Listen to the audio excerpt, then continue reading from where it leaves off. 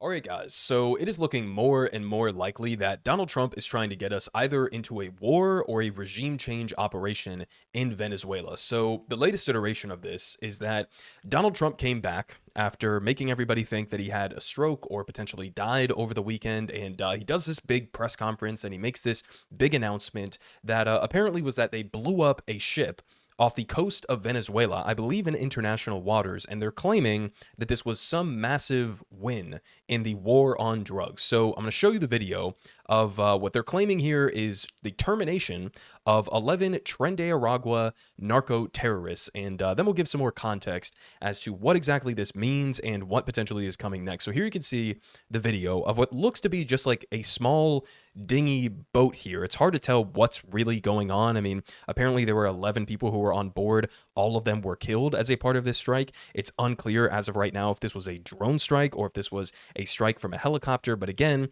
you can see it sort of skirting across the water there, and then the strike happens, and everybody was either killed on impact or you can see them here burning alive in the aftermath of this strike. Now, again, here's what the White House is claiming. They're saying U.S. military forces conducted a strike against Tren de Aragua narco terrorists. The strike occurred while the terrorists were at sea in international waters transporting illegal narcotics heading to the U.S., and the strike resulted in 11 terrorists killed in action. Notice how many times they're using the word terrorist in this context, which makes absolutely no sense whatsoever, because first of all, we don't know who these people are. We don't know what was on that boat. There's no demonstrable proof whatsoever that they were part of Tren de Aragua or that they were carrying narcotics or that they were intending to go to the United States or to traffic anything to the United States. And even with all of that, that's still not what the word terrorist means. I mean, in the context of the US government, typically when they use the word terrorist so often like this, what they really mean is this is a label we are applying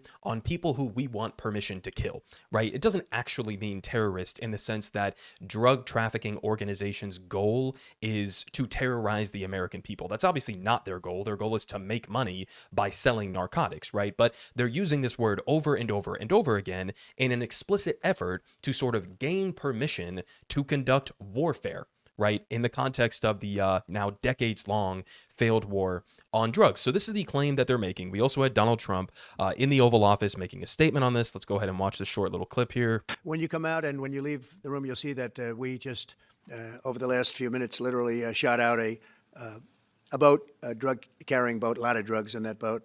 And you'll be seeing that and you'll be reading about that. It just happened moments ago, and our great general, head of the Joint Chiefs of Staff, who's been so incredible, including what took place in Iran, knocking out potential nuclear power for a long time to come. I think within a month they would have had it if we didn't do what we did. But he gave us a little bit of a briefing, and you'll see. And there's more where that came from. We have a lot of drugs pouring into our country, coming in for a long time. Okay, so two notable things from what he just said. First of all, he goes on like a bizarre tangent to the Iran strikes, and he kind of subtly admits there that they struck nuclear power, not nuclear weapons programs, which is what I was told that it was. They struck nuclear power, and he's, of course, exaggerating the successful nature of that strike relative to what we know about that strike. But the second interesting thing, related to this story on Venezuela is he says there are many more to come. So I guess his strategy moving forward is just to what exactly?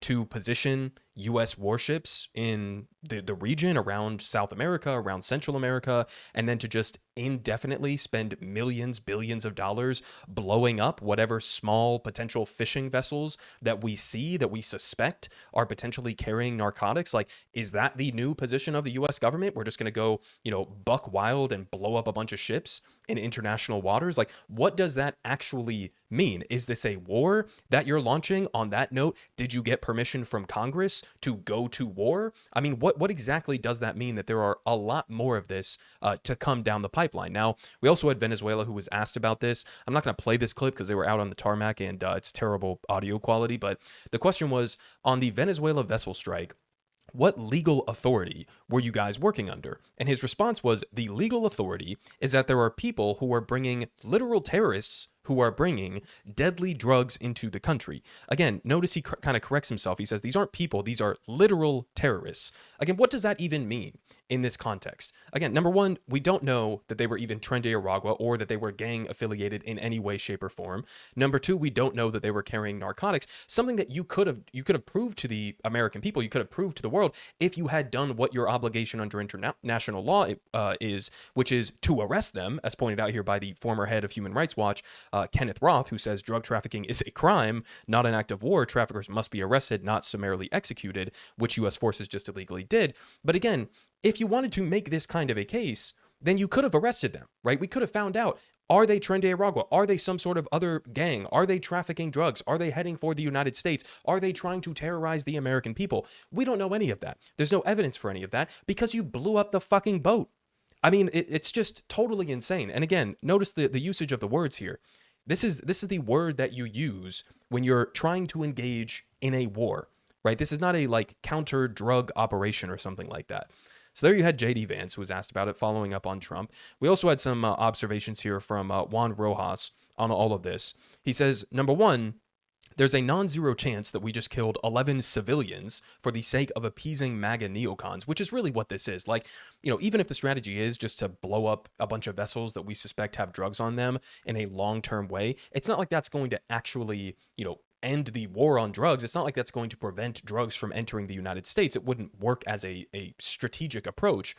But he says basically this is just for appeasing MAGA neocons. That's exactly what this is for, and especially for Marco Rubio. And we'll get to more of him here in a minute, because Nicolas Maduro himself, obviously the president of Venezuela, actually directly said that he believes that Marco Rubio, who has beef with Venezuela over the fact of Maduro being sort of a left-wing leader in South America, he says that Marco Rubio is trying to drag Trump into a war with Venezuela. So we'll get to more of that here in a second, but this is all that this is. It's just a show. It's just a show of force to try to say, look how strong we are. Look at our military. We're able to blow you guys up. Now stop bringing drugs into the country, right? As if this is anything other than show, right? And his second observation here, he says, U.S. reconnaissance in Venezuelan waters is minimal, and this is the same administration that claims that Tren de Aragua uses tattoos as markers of gang membership, which they don't. He also says that TDA also doesn't traffic drugs in large scales. And he says, if they were carrying drugs, why not, again, stop the boat and seize them? How do we even know that they were Tren de Aragua? Good thing they're dead now. And I guess we will never find out. Now, we also have here, as pointed out by Ken Klippenstein, Defense Secretary Pete Hegseth on all of this. He says on whether or not they're potentially going to engage in regime change in Venezuela. Once again, they tried it before in the first administration, but he says that that's a presidential level decision, and we're prepared with every asset that the American military has. So this is the head of the U.S. military in the Trump cabinet, who is saying, yeah, we might try to do a regime change in Venezuela, saying we have every U.S. military asset available to try to engage in that kind of an operation. And they're not really playing about this. I mean, this comes in the aftermath of, over the last number of weeks and months, the U.S. has been directly positioning a bunch of warships, I believe 8 different warships surrounding Venezuela. I mean, here's Venezuela right here on the map, and you can see all of these different warships that have been positioned in the region, right? So what exactly is the intended purpose of this, other than to potentially go to war with Venezuela, or to try to engage in some sort of a regime change operation? Now, this is also coming with more background context here of Trump setting a $50 million bounty on the head of Nicolas Maduro. $50 million bounty on Nicolas Maduro's head. Right? I wonder what this could potentially be leading to. As pointed out here by Ben Norton, again, this is not the first time Trump would have been trying to engage in regime change. During his first time, Trump's coup attempt in Venezuela failed. Now, in his second term, Trump replaced neocon war criminal John Bolton with neocon war criminal Marco Rubio, and they're attempting another coup in Venezuela. This has nothing to do with drugs. That's just the excuse. And of course, we had that old famous viral clip of the former National Security Advisor John Bolton admitting to planning foreign coups, which he did under the Trump administration 1.0. We also have the background here giving credence to the idea that maybe the Trump administration is not a reliable source when it comes to determining whether or not somebody is Tren de Aragua or a gang member or a so-called narco-terrorist. So This was just from a couple months back. Tulsi Gabbard, the head of the DNI, the director of national intelligence, fired intelligence officials who oversaw a memo that was contradicting White House claims on a Venezuelan gang. And this is specifically talking about Tren de Aragua. So they say the director of national intelligence, Tulsi Gabbard, fired 2 top intel officials who oversaw a recent intelligence assessment which contradicted Donald Trump's assertions that the gang Tren de Aragua was operating under the direction of the Venezuelan regime or the Venezuelan government or Nicolas Maduro. The assessment undermined the rationale for Trump invoking a rarely used 1798 law, the Alien Enemies Act, to allow suspected Tren de Aragua gang members in the U.S. to be summarily deported without standard due process. So basically, you had intelligence officials who came back with a report to Tulsi Gabbard as the Trump administration was trying to claim that Nicolas Maduro is basically directly running or overseeing Tren de Aragua. That was Trump's claim. This is Nicolas Maduro's gang that he is operating. And so therefore, because it's a gang led by a foreign head of state, we're going to invoke this 1798 law, the Alien Enemies Act, to basically throw people out of the country or throw people into foreign dungeons, like in El Salvador at the CCOT camp. And we're going to do that without any due process, right? Because this is an act of war by a foreign government. That was the claim that Trump was trying to make. And his own intelligence officials came back and said, yeah, that's not happening. That's not reality.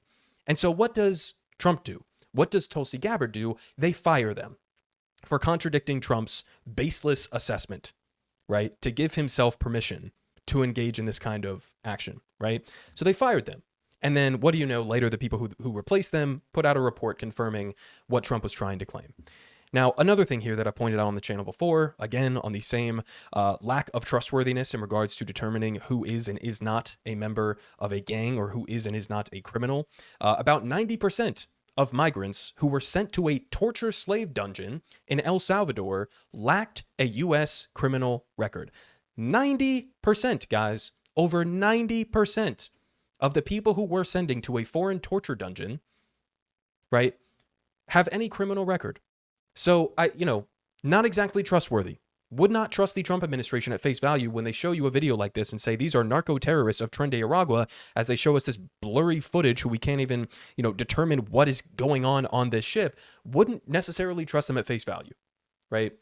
Final couple of things here. Again, we have a response from Nicolas Maduro himself. So Venezuelan President Nicolas Maduro warned that his country would respond with an armed fight if the United States launched a military strike, accusing Secretary of State Marco Rubio trying to drag President Donald Trump into a Caribbean war that could damage his reputation. He says, watch out, Mr. Trump. He says, please watch out, because Mr. Rubio wants to stain your hands with blood. He said during a rare news conference in Caracas, his first in more than a year, he described Venezuelans as warriors and ready for maximum rebellion against any incursion, while also appealing to Trump's stated desire to end wars rather than to start them, which is, a fair and interesting point to bring up, right? You ran as being the so-called end all wars president. I am the anti-war president. I'm going to end the Ukraine war on day one. We're going to wrap it up in Gaza. No new foreign wars on my behalf. And then what have we seen from him? He's threatening to go to war in Mexico. He's threatening to do regime change in Venezuela. He's threatening to conquer Greenland and Panama. I mean, this guy is arguably one of the most pro-war presidents that we've had in the entirety of American history. And so he's feeding into that and saying, look, you want to be anti-war? Don't invade my fucking country, right? Not that that would even result in any sort of positive outcome for the United States or for Venezuela or for the region. It would be an utter and complete destabilizing and bloody disaster, right? A protracted disaster. The U.S., to say the least, doesn't exactly have a great track record when it comes to regime change operations. And he also says, again, that Mr. Rubio, right, who has a vendetta against not only Venezuela, but any South and Central American country that is to the right of Dick Cheney, basically. And he's saying, look, Marco Rubio is a neocon, right? Trump was trying to be the I'm not the neocon kind of president, right? And he's saying you have a neocon as your, your Secretary of State, and he's trying to drag you into another foreign war. Don't fall for it, right? And so he's not necessarily wrong on this. And this was a point that was brought up earlier on Breaking Points by Ryan and Emily, which is that, like, Trump does kind of want to engage in a war against the cartels, but Trump wants to engage in a war against like the Mexican cartels, for example. What Marco Rubio wants is to topple the communist government of Nicolas Maduro, right? They're two kind of entirely different priorities that are being blended into one here. And Marco Rubio sees this as an opportunity to potentially get what he's wanted for a very long time. Now, again, that's not taking any sort of, accountability away from Donald Trump and all of this, because he's the one doing it. He's the one initiating all of this. But it is an interesting sort of split that Maduro is trying to bring there between Rubio and Donald Trump himself. Now, final thing here, not that any of this matters at this point here in the United States anymore, but we had Representative Kasar of U.S. Progressives introducing an amendment to the NDAA Pentagon bill requiring the president to follow the Constitution and the War Powers Act. The amendment simply says that Congress must vote before Trump sends our troops into danger in Venezuela as required by law. So again, of course, do you have congressional permission for any of this? Did Congress vote for us to start a war or a regime change operation in Venezuela? No, of course they didn't. Now, is that going to prevent Donald Trump from doing that? No, of course it wouldn't, right? Didn't prevent him from starting a war with Iran, didn't prevent him from bombing the shit out of Iran in a completely illegal and unconstitutional and unprovoked kind of way on behalf of Israel, and it certainly hasn't stopped U.S. presidents before from getting around these sorts of mandates from Congress. So I'll leave you guys off with that. Absolutely terrifying stuff. Again, fantastic, quote unquote, anti-war president that we have here, seemingly wanting to get us into a new war every couple of months. We're only, I don't know, what are we, 9 months into his second term here. So can't imagine that it's going to get much better from here. But keep your eye on Venezuela, because this could easily spiral into something massive. Politic guy has the best politics. Believe me, no one does it like him.